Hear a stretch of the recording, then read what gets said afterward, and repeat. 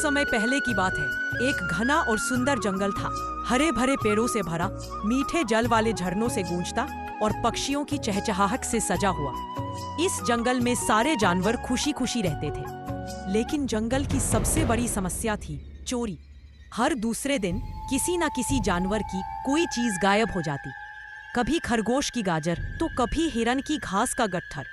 सबसे अजीब बात ये थी कि किसी ने भी चोर को देखा नहीं था। जंगल की पंचायत परेशान भी चुकी थी। अब इस मामले की तह तक जाने का फैसला लिया गया। जंगल की सबसे बुद्धिमान उल्लू दादी ने एक आम सभा बुलाई। सभी जानवरों ने अपनी शिकायतें रखी। शेर राजा गरज कर बोले, अगर ये चोरी ऐसे ही चलती रही तो जंगल में डर और अविश्वास फैल जाएगा। कोई है जो इस रहस्य को सुलझा सके? तभी एक शरारती लेकिन चतुर बंदर जिसका नाम था बबलू बोला, राजा जी, मुझे एक मौका दीजिए। मैं इस चोरी के पीछे किसका हाथ है उसे पकड़कर ही दम लूंगा। शेर ने अनुमति दे दी और फिर शुरू हुआ बंदर बबलू का जासूसी अभियान। बबलू ने सबसे पहले वो जगह देखी जहां चोरी सबसे ज्यादा हुई थी।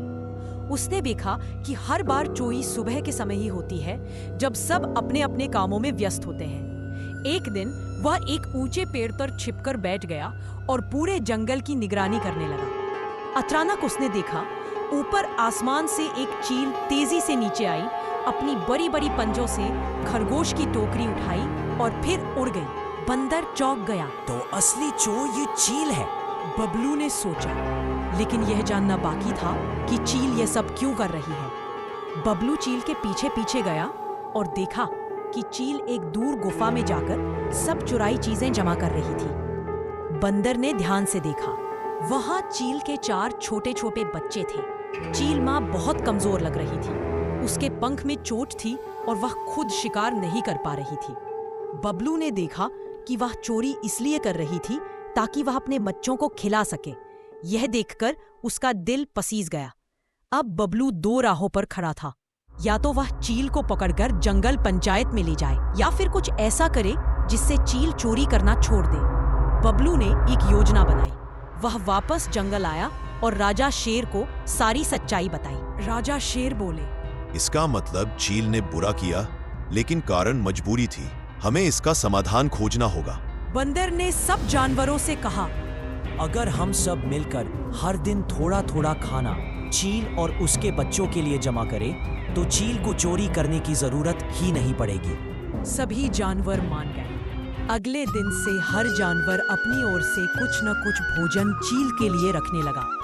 चील को भी अपनी गलती का एहसास हुआ।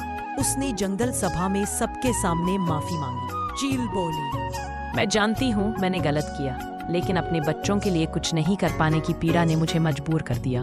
अब मैं कभी चोरी नहीं करूंगी। शेर ने घोषणा की, चील को माफ किया जाता है, लेकिन अगर दोबारा ऐसा हुआ तो सजा तय होगी। कहानी की सीख बिना पूरी सच्चाई जाने किसी को दोषी न ठहराए। ऐसे ही नए नए वीडियो देखने के लिए मेरे चैनल को लाइक, कमेंट और सब्सक्राइब कीजिए। और आप लोगों को यह वीडियो कैसा लगा कमेंट करके जरूर बताइए।